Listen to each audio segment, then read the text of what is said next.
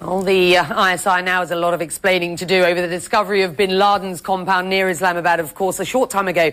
I spoke to Imran Khan, a Pakistani opposition politician who some say has the support of the ISI. I asked him whether the organisation was at best incompetent or at worst complicit in the whole bin Laden affair. This is what he said.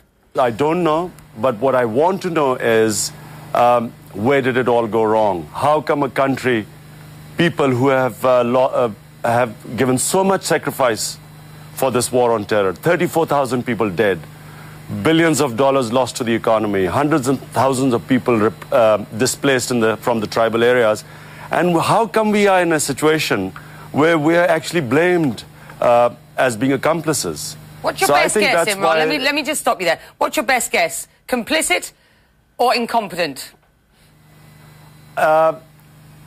My best guess is that when the Mujahideen, who were heroes, remember Osama bin Laden was a hero not long ago, a billionaire leaving everything and fighting for the Afghan Mujahideen against the Russian Soviets.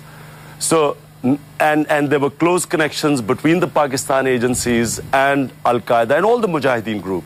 So in my opinion, what could have happened is that there would be people within the ISI who probably had some connections.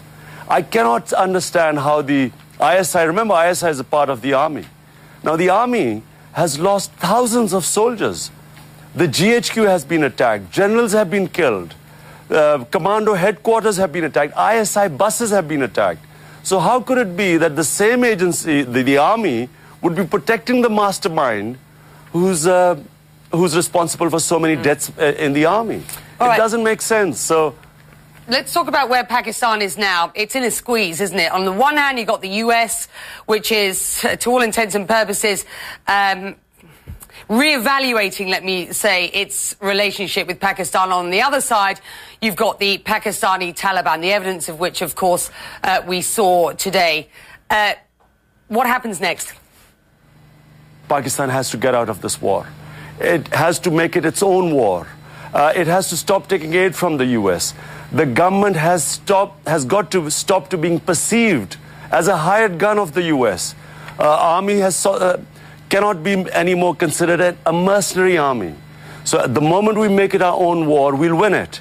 At the moment, Pakistan army is perceived as agents of the US. So it's causing extremism.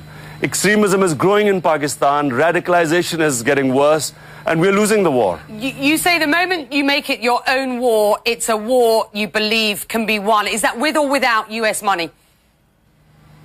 Without US money, because this is a curse for us. This US money is not reaching the people of Pakistan. People are getting impoverished. Inflation is at the highest. Poverty is rising. Unemployment, shortages, gas, electricity.